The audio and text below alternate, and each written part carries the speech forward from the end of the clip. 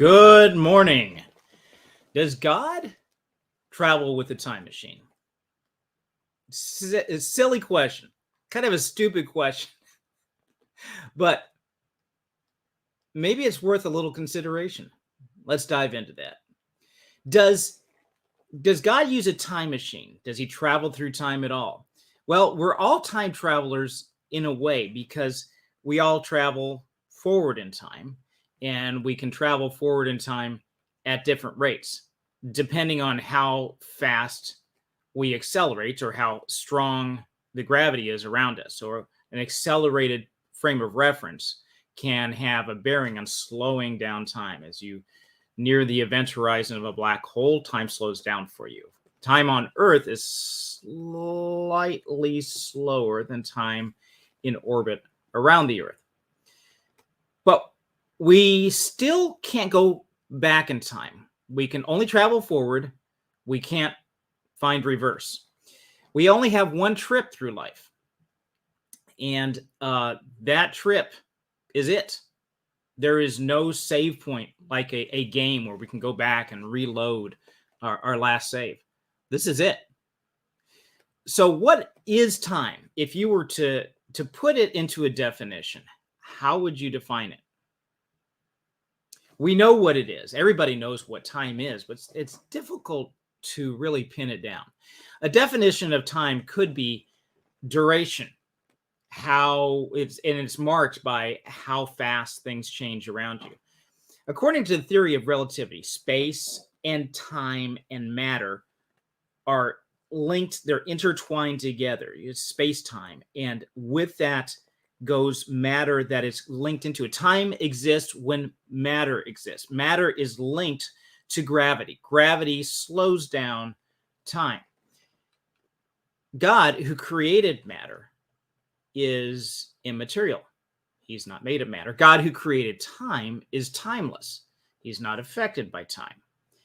Before he created the universe, there was nothing, no matter or time. So you say, well, how long did God exist? It's not really a question that has a whole lot of meaning because there was no time.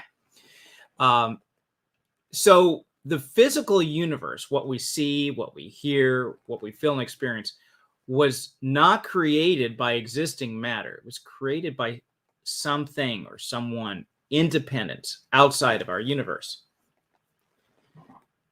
So where is God in all this? Well, he's not restrained by it. He's not restrained by any of the laws of the universe. He's not restrained by any physical bounds. Although he can create, manipulate, and destroy parts or the whole of the universe, he can also, and this is important, he can also intersect time and space. So God can intersect, he can have interactions with us, and obviously has. There was a book written, a novella written by a guy named Edwin Abbott in 1884. It was called Flatland. You probably, if you probably have heard of it. I don't know if you've actually ever read it. I haven't read it. I've only read bits and pieces. I haven't read it the whole thing. But the protagonist in this story is a square, and the square has a dream. And the square's world is flatland. He can move around on this plane. If there's a line for like a wall, he can't go past that. He has to go to a spot where there is there's a break in the line that would be like a door. So the square can then fit through that and go to the other side. And if you draw a line all the way across, the square would just be stuck back there. He has a dream of going to visit Lineland. And in Lineland, everybody exists on the single line. So there's three dimensions in our universe. We have first dimension would be a line with 0 dimension, a dot. First dimension, a line. Second dimension is a plane. 3 dimension is a volume, like a cube. And then you can extrapolate from that and have hypercube and fourth dimension and so forth. And we live in one dimension of time, meaning things go only forward and back, like this line world. You probably know all this, but it's worth saying because we're going to use this as leverage to talk about a couple things here in a minute. So as the square comes into line land, the monarch of this world freaks out because everybody has a position on this line and you can't move from one location to another. You can't cut in line because you can't go outside of the line. You're stuck in here. So if you're in this one spot, that's where you're going to be for the rest of your life. You're stuck there. Well, not for the square. He pops in here and says, "Hi, everybody." And then pops over here and talks to this person. And they freak out. That's impossible. There's no way you can do that. So the monarch gets upset and tries to kill the square. The square takes off, said, "I'm done with this." And later, he has a vision of somebody from the third dimension, a sphere, coming into his land. And he sees a point where this sphere is intersecting his plane. It starts at a point and it grows out of nothing into this circle. And he's freaking out. How is this even possible? There's no way. And so this sphere can also come back out of the plane and watch and listen to what's happening in the plane. And the plane, those entities in the plane have no idea that the sphere is watching and can interact at different points in there and then come out. That's an analogy to say, maybe that's a little bit like the spiritual realm. Is the spiritual realm a higher dimension? Now, this is speculation. We don't know. All we're doing is just grabbing this stuff. We do know that God is totally beyond our comprehension. We can start to define what we understand of him. But wrapping our arms around like aspects of him like the Trinity is very difficult because we are limited in our realm of understanding. Think of all the stories of angels in the Bible. They didn't seem to be limited by the laws of physics in this world. And how about the Old Testament prophets? They saw visions of other places and time. Daniel's vision of the Ancient of Days, or one like the Son of Man descending. Ezekiel's vision of the four-faced cherubim, what would be described as beautiful. It sounds bizarre and creepy and ugly, eyes all over, and these different animal faces, wheels within wheels covered with eyes. Now, they could be more than just symbolic. There definitely was symbolism involved in here, like the eyes being the perception of God, being able to see, the wheels being he's everywhere present and knows all, so omniscient and omnipresent. But maybe there's more than just symbolism involved. Maybe there are creatures that are beyond our comprehension. Or the Apostle Paul's vision of the apocalypse in Revelation. Did he possibly see the future? It's dripping with symbolism in that book too. But was there more to it? Just that when he glimpses into heaven, he has this cacophony of sensory overload that's happening to him. And this is what he pulls out of it. This also happened in C.S. Lewis's book, Paralandra, where the main character, Ransom, sees archangels and they appear to him. And at first, they kind of have to adjust it a little bit because their appearance of coming into our dimension is so disconcerting and overwhelming for him. He says, "Stop, I can't." It's a rush of information, too much. They pull back and they appear as human beings and something that he can relate to and identify with. So God is independent of time. He's outside time. Now, when I say that, it could be that the spiritual realm is this multi-dimension of space and multi-dimension of time. We'll get to in a minute. It's not that God has the ability to intersect our world. It's not just because he is in this multidimensional space. His nature is transcendent. In other words, when he interacts with us, he is not then coming out of this, like into our bubble, into our sphere, and then all of his powers then deplete, because he is now that, although Jesus did come to be with us, it was he had chosen to divest himself of divinity as well there too.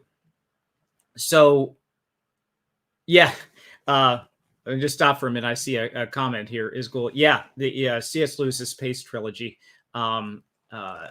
We had done a book review, not on this channel, but on another channel, of each of the books of the Space Trilogy. The Out of the Silent Planet, Paralander, and That Hideous Strength, which I had a difficult time with That Hideous Strength, but really good series. Paralander is one of my favorites, an awesome book. So God inhabits the spiritual realm, but his innate qualities are not restricted to that realm or defined by that realm. He supersedes that realm just like he supersedes ours. And when he interacts with us, a lot of this interaction is beyond our comprehension, because he's not limited to our physical laws. He created them. He's beyond them. And that is the meaning of transcendence. God does not need that. And he doesn't need a time machine, because all these other qualities that we just talked about, he doesn't need it. It's first of all, it's in his innate ability. And second of all, if the spiritual realm really is like this, then it's a part of his nature and what's happening here. So God exists independently from time. Human time travel wouldn't change how we relate to God. So if we were able to travel in time, our relationship with him wouldn't change. I mean, he'd just look at that and say, oh, okay, that's cool. It hasn't changed for other things that we've done, splitting the atom, or our television, radio, all the other advances we've made, being able to go to the moon, be able to enter space travel, all this stuff. It doesn't affect our relationship with God. It's not like Jonah, who thought that, hey, I'm going to head the other way. You're not going to get out of God's domain. He understands where you are. He knows where you are. He can see that. He can perceive all that. How would a being living in a multidimensional time perceive linear time? When I say multidimensional time, again, this is the line that we're on. We have a past, present, and future. But for him, outside of time, one day is like 1,000 years. And what does that mean when he says, I'll be coming back soon? gives that new meaning. God sees all of eternity's past and eternity's future at one shot, because he's outside of our sphere. An argument about predestination and free will then is meaningless in this regard, because he has seen it all. Are we predestined by God? Yes. Do we have free will? Also, yes. Contradiction from our side, not a contradiction from his side. Almost like watching a movie and you see the end. Oh, the main character dies, and you watch the movie again, or you rewind and stuff. It's not that character, of course it's an actor, does not have free will. He does have free will.